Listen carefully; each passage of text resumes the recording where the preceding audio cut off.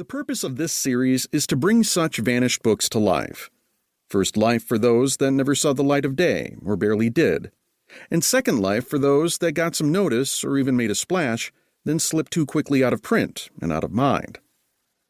These books, by and large, were made to disappear, or were hastily forgotten, not because they were too lewd, heretical, or unpatriotic for some touchy group of citizens.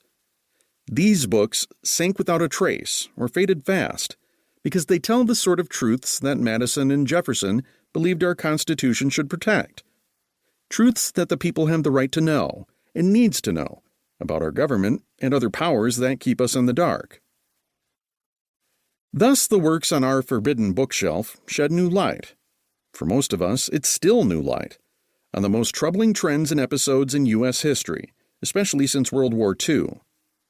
America's broad use of former Nazis and ex-fascists in the Cold War, the Kennedy assassinations, and the murders of Martin Luther King Jr., Orlando Letelier, George Polk, and Paul Wellstone, Ronald Reagan's mafia connections, Richard Nixon's close relationship with Jimmy Hoffa, and the mob's grip on the NFL, America's terroristic Phoenix program in Vietnam, U.S. support for South America's most brutal tyrannies, and CIA involvement in the Middle East, the secret histories of DuPont, ITT, and other giant U.S. corporations, and the long war waged by Wall Street and its allies in real estate on New York City's poor and middle class.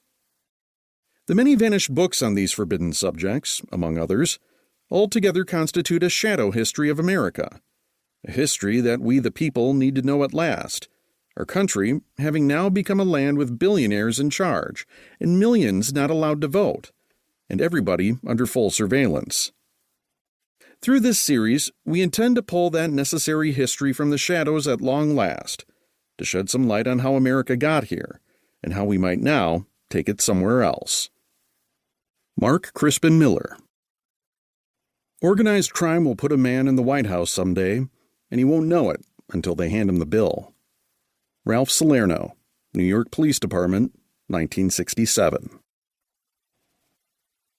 Prologue. President Ronald Reagan's professional life, his acting career, his personal financial fortune, and his rise in politics has been interwoven with and propelled by a powerful, Hollywood-based entertainment conglomerate named MCA. For nearly 50 years, Reagan has benefited both personally and financially from his association with this 62-year-old company, formerly known as the Music Corporation of America, as well as from his close association with the firm's top executives, Jewel Stein, Lou Wasserman, and Taft Schreiber. Everyone involved has greatly profited from this relationship.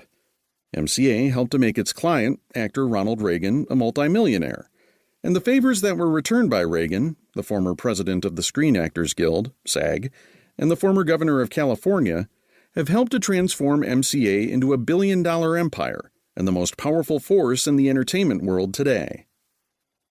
Reagan and his closest friends have portrayed and defended the president's business transactions with MCA, which date back to 1940, as being totally above suspicion.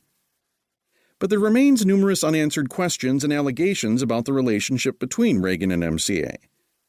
These doubts raise delicate issues that involve possible personal and political payoffs, as well as links to major mafia figures, particularly Beverly Hills attorney Sidney Korshak, who has been described by federal investigators as the principal link between the legitimate business world and organized crime.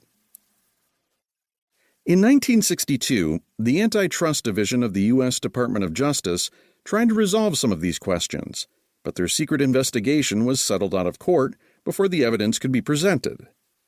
The results of the probe were never made public, and no one close to MCA was ever indicted. However, through the Freedom of Information Act, many of these documents have been recovered and are excerpted in this book. These records show that Reagan, the president of SAG and an FBI informant against Hollywood communists, was the subject of a federal grand jury investigation, whose focus was Reagan's possible role in a suspected conspiracy between MCA and the Actors Union. According to Justice Department documents, government prosecutors had concluded that decisions made by SAG while under Reagan's leadership became the central fact of MCA's whole rise to power. Over the past 2 decades, Ronald Reagan has